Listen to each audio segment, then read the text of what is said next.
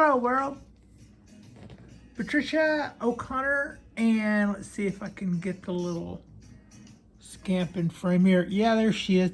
Frida Reba Darcy here in the house, and tonight we are going to do a little bit of work on these show hens. I mean, on these mames that you see in front of us. They're not just mames; they're mame little. All of these trees have a couple of things in common.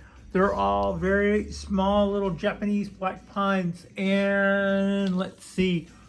One of them I've had for 2 years. One of them I've had for 2 years, and the rest of them I got roughly last year sometime. Except for this one, which a lot of us know as Frankenpine. Frankenpine. I call it Frankenpine because there we go. We kicked the camera. I call it Frankenpine because of the amount of wire it had on it. It looked like it was, part pine, part, I'm not sure. It just ended up with the name Frankenpine. But this was a good time, I thought, to take a moment, maybe do a little maintenance if we saw that we needed to do any, and look in on some of our tiny little mame Japanese black pines. As a lot of you guys know, last year I ordered from a couple of different vendors 10 or so trees, and they were little Japanese black pines, and we proceeded to bend them and fold them up, and I'm pretty happy with the way almost all of them came out. I'm happy with all of the trees as far as that's concerned. There's not a tree in there that I've really felt like let me down a whole lot. I just think my work came out better on some of them than it did others for various reasons. So, but this is just a couple of them, and we're just going to go through right quick, and we'll pick a place to start. And I guess, let's see, where's a good place to start? This little guy. I don't really know that I need to do a lot to this little guy. Its color is looking really good. We came through the torrential rains, the amount of rain we had. We managed to keep it from getting too overwatered. It's got a couple of little buds coming out on it that are starting to look pretty okay. I'm happy with that. Those are a good little bud selection. And it's a really tiny little mame in a sort of a literati shape to start off with. And other than that, there's not a lot we can do to that. I think I'm happy with this. I'm happy with that. There's not really a lot of maintenance there to do. I'm also happy with that little bud. We'll probably make a selection on one or two of those, and then later in the year, we at this stage I probably won't do anything with the candle on this guy this year, but I'll make a judgment on that later. It's too early to do that. Same sort of with this guy. We just repotted this guy just recently, and I'm really excited about the way that it came out. My little semi-cascade, and that's in a pot that I got from Jason and Elizabeth out in England, and I think those two just go together really well, and I'm looking forward to this tree developing further and getting a little thickness to it and closing up those little Cheerios a little, getting some girth to them. I'm also happy about these buds back here. I would like for these guys to elongate out. Maybe I could do a Cascade Cheerio with them as well, if that were to work out, or with some of those buds that you see back there. That's kind of what I have in my mind, and I'm really excited about all this plug here. We're going to allow that to become just more and more of an exposed root over time. but it's got a good solid foundation. I'm giving you a little shake to let you see how solid all of that is wired in there. And we just did this a couple of weeks ago. There's not really anything that guy was going to be needing. Which brings us to the other literati here. This guy, this literati, I really like this guy. It's got a little Cheerio in it as well. And it's, as you can see, it's really proud of that candle it has going there. And normally that would be a fantastic thing to have that little candle there, because we would want that candle just to go ahead and grow right on out. And while it grows on out, this trunk will get thick and this trunk will get thick. But this is a literati tree. And in a literati tree, I actually, the meter's ticking on how long this tree can be a literati of this size. What will eventually kind of mess that up is when the tree gets too thick. When you're doing a literati, you're kind of trying to express the whimsical side, partly trying to express the whimsical side of bonsai, but you're also trying to express the lean years, the fight against all odds. And so a lot of times the trees are bent. They might not have a lot of different directions, but they might have one serious directional change in them, or they might not have a lot of branches down low, like a lot of life has been stripped away from them, but they've managed to hang on despite all. And for those reasons, big, fat, thick doesn't exactly go along with literati, even though it does go along with almost all other things bonsai. So when this guy gets to be kind of big and thick, just like you would normally want any other black pine to be, the less, to my mind, that it's literati. So one thing one thing I will do with this guy, it's a little early even for candle cutting season, like as in candle cutting, when you would prune back the candles and then you would do that so as to keep the needles shorter, and at the same time you would also be wanting for that thing to make more buds. In this case, I just want to make sure that we are reducing the height of the tree, and I do not want it to increase its girth by growing a candle. So we're going to do our first candle removal of the year on this guy right here, right now. I gotta make sure. Yeah, I wanted to make sure I could see where that was. Yeah, there we go. We're gonna call that it right there. Boom. So yeah, now that helps us keep the size of our tree, and that will also help us keep us from getting too fat and stuff. I did not want that candle to get long and create more girth in this tree. That's kind of something I want to slow down in that prospect. So that's kind of what we have to do there. Other than that, I'm still really excited about that. You can see I've got some triple wire on there. I've got these buds here. I've got some other buds down here. I don't know. I'm going to let that I'll just want to see out of these buds here, especially cutting that tip will probably help with the energy of these guys. I want to see what is strong and what isn't, and we will probably make some bud selection at some point and try to get some of these to elongate down into some branches, but I'm not sure yet. I don't want to make a selection and have the tree kill them off or something.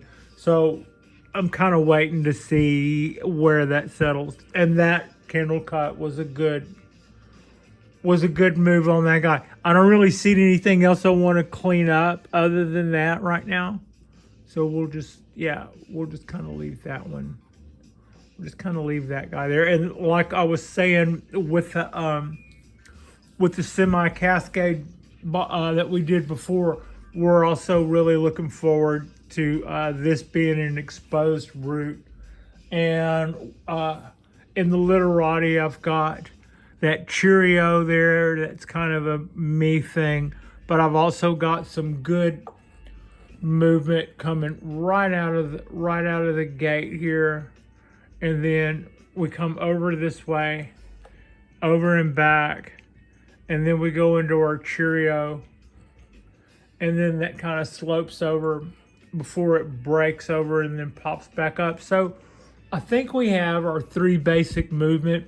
What would really it's not a serious, to my way of thinking, literati design until we have some branches to play with. But we certainly have lots of branch choices in these little buds that are poking out. And I'm kind of not wanting to put my money on any one horse yet, but just wait and see what looks like it's dominant or healthy or something, and maybe make a decision on that. I haven't really got. I do think that maybe this and this would be good literati branch placement. I don't think that would, but if I were just only left with that, it might be. And other than that, I know I'm waiting on it, so there's probably not a whole lot of point in talking about that anymore. This is a very simple little thing. This was one of 10 trees I got. They came this small or just slightly bigger than this, which made them really bendable and foldable. And I got this little pot, as she kicks the camera again, I got this little pot from Eric at Bonsai, and it's a really cool little unglazed pot. I'm pretty happy with it. And I did a nice little fold job on this tree. And the whole time it has just done really nothing but respond well. I just have these couple little buds coming out, and that's about all I really see going on it right now.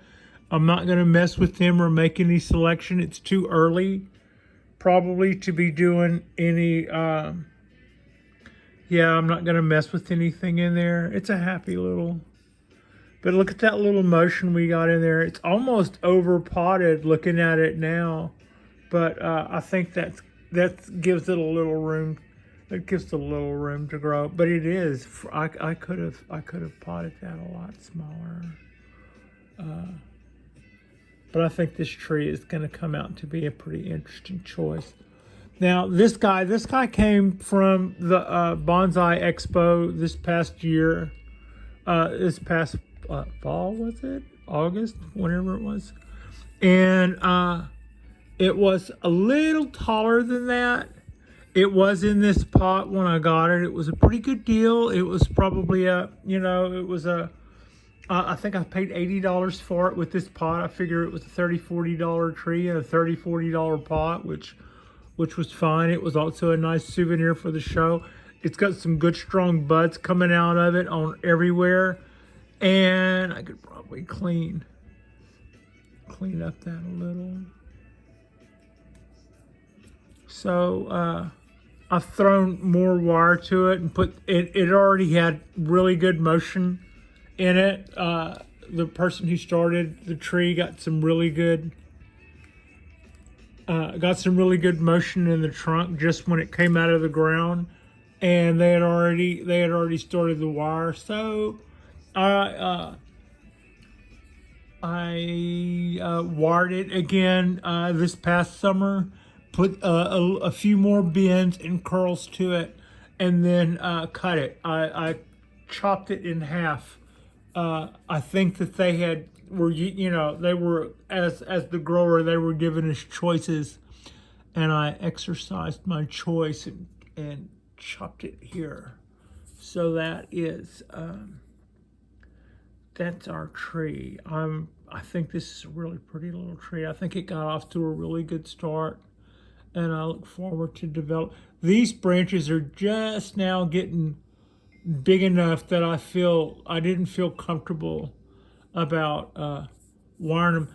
This one I did. This was big enough for me to put wire on then, but this other branch back here, this wasn't this big when I got it, and I would not have felt comfortable about doing anything with it. Maybe we'll just kind of bring that down. Yeah, we'll probably just bring that down like that or something like that. Anyway,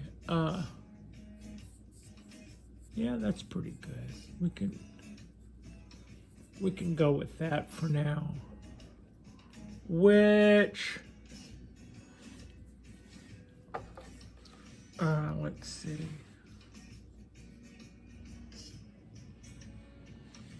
There you go. All right, now this was our get that guy in frame. This was our $50 challenge, and I did okay on that. I feel pretty good. I cheated. I ordered out because it was during COVID, so it cost like, oh come on, you could at least get the tree in the shop. It was like $50 something with shipping, 53, 56. I don't remember now. But I got a really cool little tree that already had a good start. It already had some wire on it, and it was in a little plastic pot.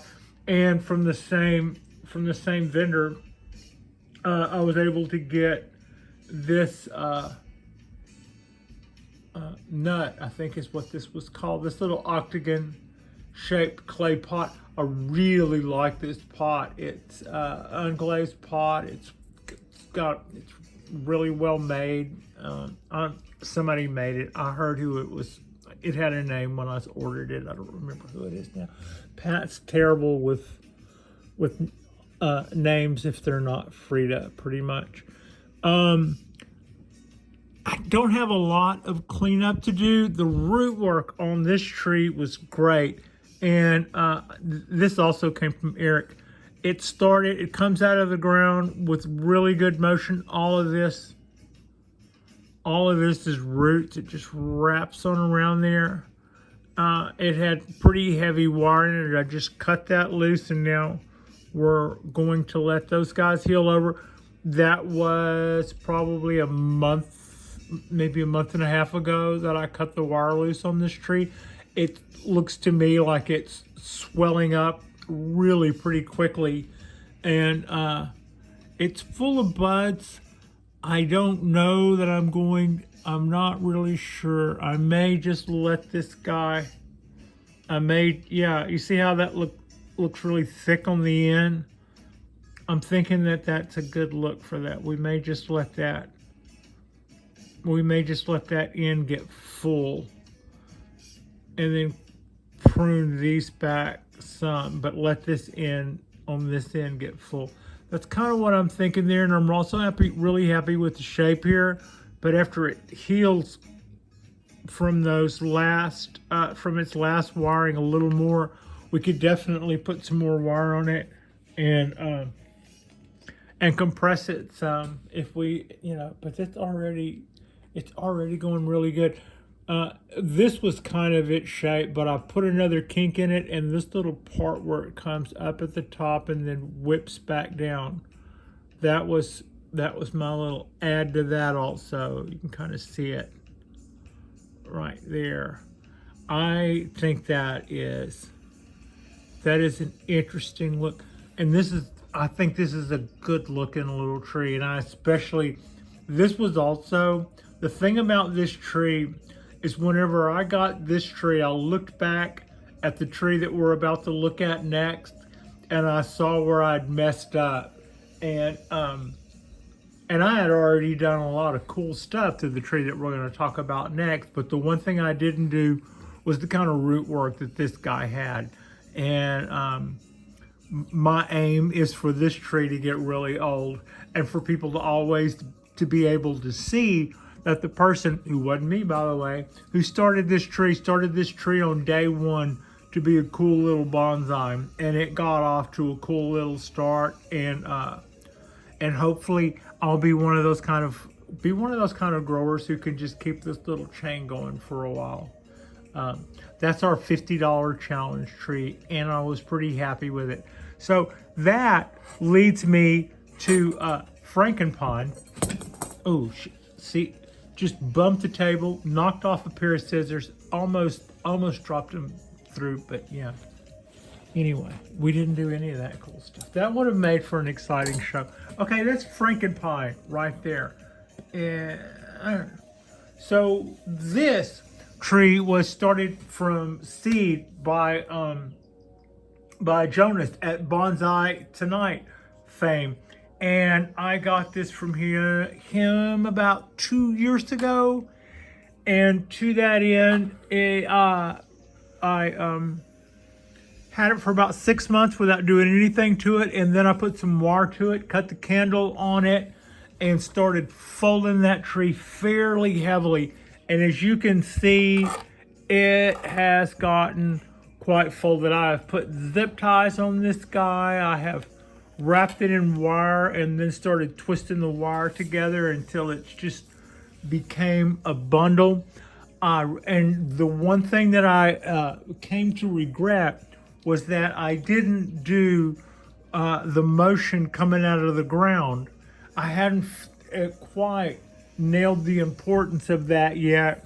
When I started bending and folding this little tree, I was a few months away from figuring out just how important that was and at what stage you really needed to worry about that. So it was on this one where I started to learn that lesson. And I was able to get around the root work a little bit by raising this tree farther up in the pot so that we're going to expose all of this. It's got some great exposed roots already. If we can bring it around over to here. All of this is a really cool root. Let me see if I can. That's a really nice looking root. Now, right now, the tree, it's got a big old huge piece of tape on it here and a big old huge piece of tape on it here, trying to keep me from scarring up the trunk too much, which I have had a tendency to do here. With all of my work with some of these pine trees, most of these I've gotten away with, but some others I have not been as lucky, and I have just, without realizing exactly how or not what to do, I've kind of learned by trial and error. And the errors are out there too. And we're going to learn what happens to your errors over time. Do those scars go away? Do they get better? Do they, is it like, do chicks dig scars? I mean, what's the deal there? But these mostly came out pretty scar free, but not all of my trees did. I've got some out there on the balcony that I'm still working on the shape too, and that I like just as well, but we'll have to wait and see how that, it might be character. I don't know. We'll have to see. But these came out better. But one of the reasons why they came out better was I took precautions. The rubber tape here and here, and then I've got a kind of a lasso around here, and I've got a lasso around here. So that tree is bundled up two different ways, like it was sprouted, came out of the ground in a canyon, and as maybe the sun chases a ridge across from it, and it goes in and out of light at funny times during the year. That would just cause it to twist and fold and all of that. And in a recent video where I got some cool bonsai pots, like this guy right here, Jason, who sent me the pot, said, I'm really going to be excited to see what you decide to do with this pot. And to that end, Jason, I'm thinking this is, let's see if you can do this. This is kind of what I'm thinking on that. I don't know how well that kind of frames that. That guy. Like that. I think that'll be a good fit. This just got here about 2 months ago, so it doesn't need to come out of there now. But when it does, this is going to be our guy. This is going to be Frankenpine's new home, and it'll be 4-year-old little Japanese black pine by that time. Maybe So that's kind of my thinking. That's kind of my thinking there. Oh yeah, I see something I've got to do here. So here we go.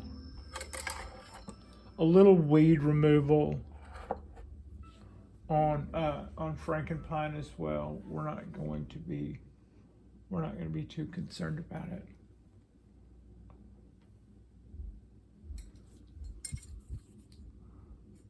Okay. Oh yeah, the dang tree. Here we go.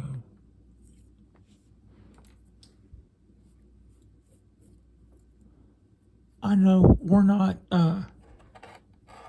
knocking it out of the ballpark, but this was a good chance to, tonight we're not really loading it up with info, but I love these little pines have come out. I've learned so much from them, and I'm so happy with the way that they've responded to. Am I trying to bend them and fold them up and stuff? I really look forward to getting this guy out of all of that. I look forward to getting that guy out of all of that wire come fall. It will have been in there. It will have been in there a year, and I'll cut all of that loose. And in the meantime, we can clean up these needles some. I probably will not do a lot of candle work. Well, we'll just have to wait and see. That'll be around June. We're a little early yet for that. But that's a little look at Frankenpine. We were able to change the angle on Frankenpine and then raise it up in the pot, and that's how we were able to get around the part where it had been coming up out of the ground a little straight. Now we've got a little bit. We planted it at an angle, and then we raised it up, and that kind of helped us there. All right, I think these guys are. I think Frida's doing a pretty good job with these guys. You're doing a pretty good job with those guys. I think this guy has been a welcome surprise.